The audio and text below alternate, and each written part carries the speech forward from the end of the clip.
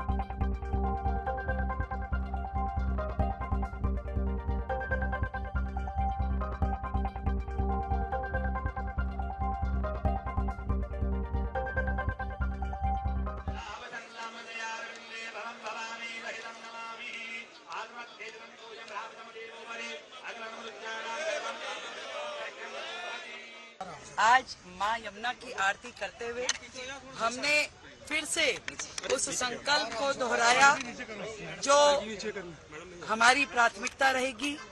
मां यमुना को फिर से उनके पुराने साकार स्वरूप में लेके आना, साफ सुथरा करना, दिल्ली को वो यमुना माई का फिर से आशीर्वाद देना जिसके वो अधिकारी हैं। यमुना की सफाई हमारी प्राथमिकता, उसके लिए जो साधन संसाधन लगाने होंगे उस पे पूरे लेआउट प्लान के साथ में काम किया। तो इस बार यमुना मैया ने बीजेपी की भी नैया पार लगा दी है। आम आदमी पार्टी की सरकार में यमुना नदी की सफाई पर 10,000 करोड़ रुपए खर्च किए गए थे, लेकिन इसके बावजूद यमुना नदी का 79% प्रदूषण अकेले दिल्ली में ही था और यमुना नदी के 75% बाढ़ क्षेत्र पर लोगों ने अवैध कब्जा कर लिया था। लेकिन अब बीजेपी का कहना है कि वो अगले 1 साल में यमुना को इतना स्वच्छ और अविरल बना देगी कि दिल्ली के लोग यहां यमुना नदी के घाटों पर आरती में शामिल होने के लिए दूर दूर से आया करेंगे। अब आप ये देखिए कि आज से 12 साल पहले 28 दिसंबर 2013 को जब अरविंद केजरीवाल पहली बार दिल्ली के मुख्यमंत्री बने थे, तब उनका शपथ ग्रहण समारोह दिल्ली के इसी रामलीला मैदान में हुआ था, जहां आज बीजेपी की कैबिनेट ने शपथ ली है। और आज यही रामलीला मैदान दिल्ली में हुए सत्ता परिवर्तन का भी सबसे बड़ा गवाह बना और रेखा गुप्ता ने यहां दिल्ली की 9वीं मुख्यमंत्री के रूप में शपथ ली है।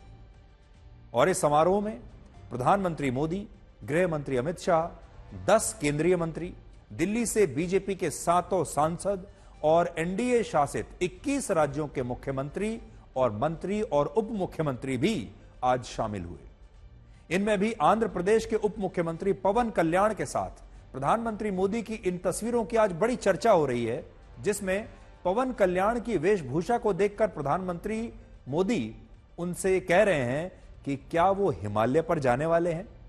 पवन कल्याण महाकुंभ में पवित्र स्नान करने के बाद दिल्ली के शपथ ग्रहण समारोह में आज आए थे और उन्होंने किसी साधु की तरह बिल्कुल सादे सूती वस्त्र पहने हुए थे।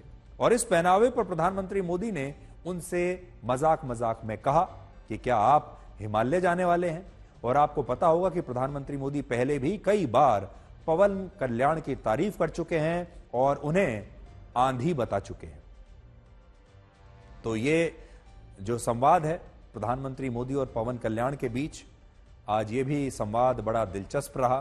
पवन कल्याण बाकी सारे लोगों से अलग दिख रहे थे, उनकी वेशभूषा बाकी लोगों से अलग दिख रही थी, उनके वस्त्र जो है वो उन्हें स्टेज पर मौजूद बाकी तमाम नेताओं से अलग दिखा रहे थे।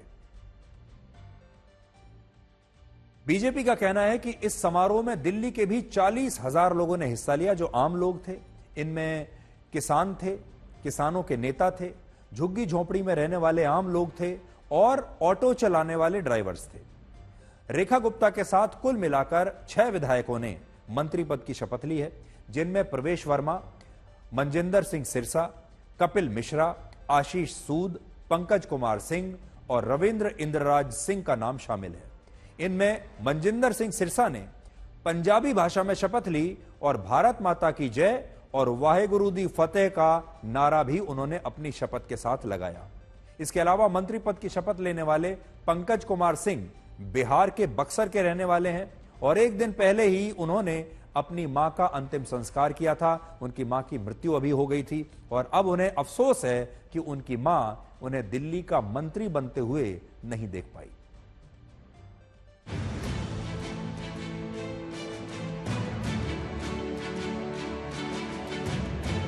भारत माता की।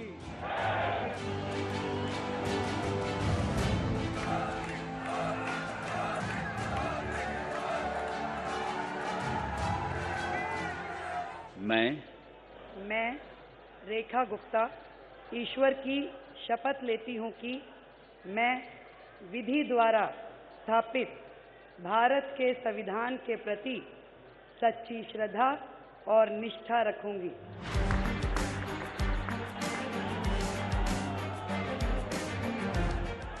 मैं परवेज साहिब सिंह ईश्वर की शपथ लेता हूँ। जय हिंद। भारत माता की। मैं विधि द्वारा स्थापित भारत के संविधान के प्रति सच्ची श्रद्धा और निष्ठा रखूंगा। भारत माता की जय। मनजिंदर सिंह सिरसा परमात्मा ਦੀ ਸਹੁੰ ਚੁੱਕਦਾ ਹਾਂ ਕਿ ਕਾਨੂੰਨ ਵੱਲੋਂ ਸਥਾਪਿਤ ਭਾਰਤ ਦੇ ਸੰਵਿਧਾਨ ਲਈ ਸੱਚੀ ਸ਼ਰਧਾ ਅਤੇ ਵਫਾਦਾਰੀ ਰੱਖਾਂਗਾ। ਭਾਰਤ ਮਾਤਾ ਕੀ।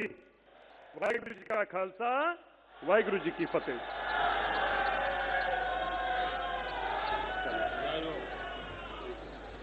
मैं रविंद्र इंद्रराज सिंह ईश्वर की शपथ लेता हूं। जय श्री राम।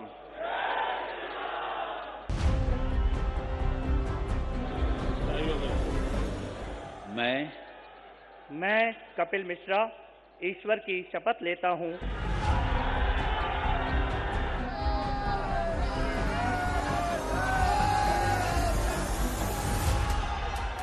मैं डॉक्टर पंकज सिंह ईश्वर की शपथ लेता हूँ। जय सिया राम।